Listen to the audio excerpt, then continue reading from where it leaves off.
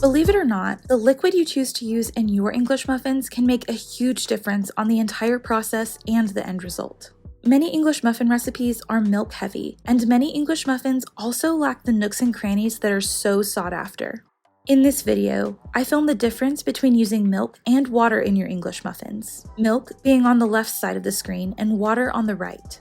Now, for my English muffin recipe, I use a heavy water base with a small amount of milk. Milk does have good benefits when used in the right proportion for the recipe being made.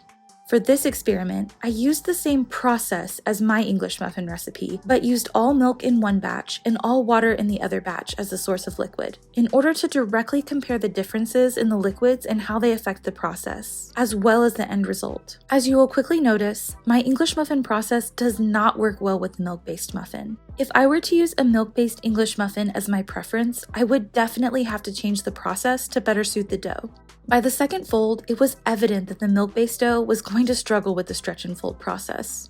This dough was far less extensible than the water-based dough, and never seemed to truly relax. As I continued on with gluten development, I ended up having to literally pull this dough with both hands in order for it to stretch, as it was not relaxed enough. This being said, if I preferred using milk as the primary source of liquid for my English muffins, a better strategy for developing gluten might be to knead the dough in a stand mixer or by hand in correlation with mixing, rather than performing intervaled stretch and folds. Meanwhile, the water-based dough was beautiful to work with.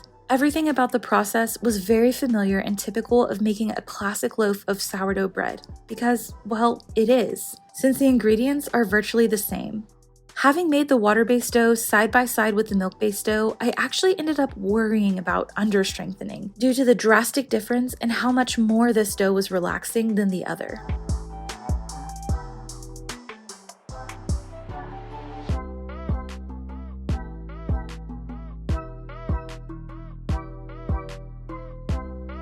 After letting the dough warm ferment on the counter and then cold ferment in the fridge overnight, I divided and shaped the dough. My technique here includes dividing the dough into equal size 80-gram portions, then shaping each section into a round.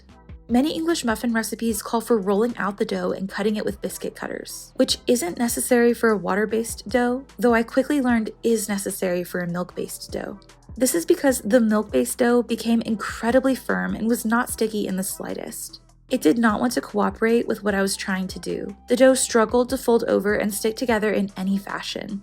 Even pinching the seams at the bottom was a struggle. Rolling out the milk dough and cutting it would have prevented all the issues experienced with shaping this dough and with what ended up happening next.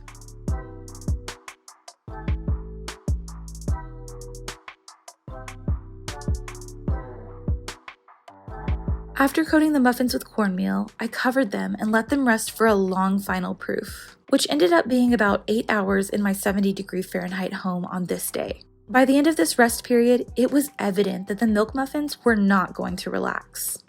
While the water-based muffin dough relaxed significantly during the 8 hours, the milk-based muffins barely budged, leaving them taller and more compact. Rolling out and cutting the milk dough would have also helped me get a thinner, wider muffin if that's what I preferred. Despite the differences in the workability and appearance of each dough, both cooked up the same. Neither dough took longer than the other. Milk does have a tendency to cause burning if cooked at too high of a temperature, but luckily I did not experience any burning on these batches of dough.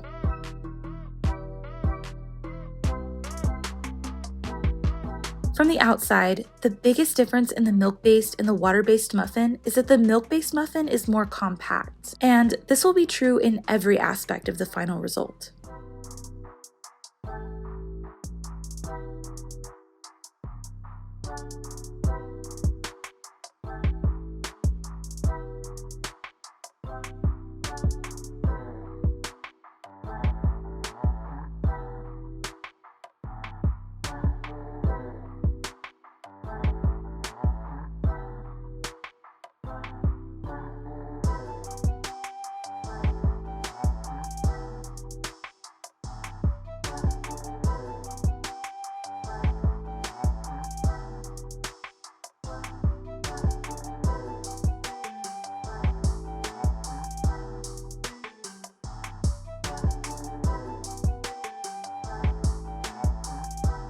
While the crumb reveal is a big deal, I also want you to notice the difference in how my fork breaks these muffins apart. The milk-based muffin was much easier to split. Overall, it is more dense and soft, and as you can see, so is the crumb. Meanwhile, the water-based muffin was so light and airy that my fork struggled to split it. But look at this beautiful interior.